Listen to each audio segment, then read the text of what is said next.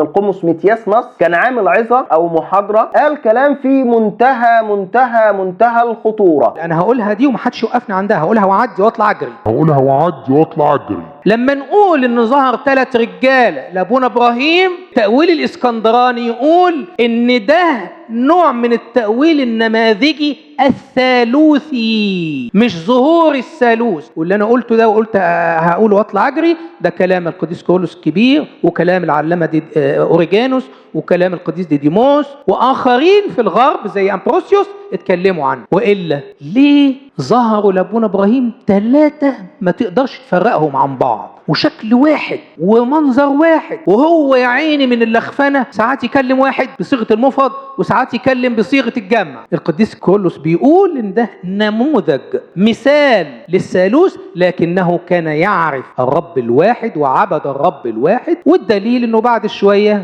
وقف يتكلم مع واحد والاثنين التانيين راحوا حرقوا سدوم وعموره. انتوا سمعتوا؟ كان بيكلم واحد والاثنين التانيين راحوا حرقوا سدوم وعموره. انتوا مدركين ده؟ ابراهيم عليه السلام كان بيكلم واحد والاثنين التانيين راحوا حرقوا سدوم وعموره.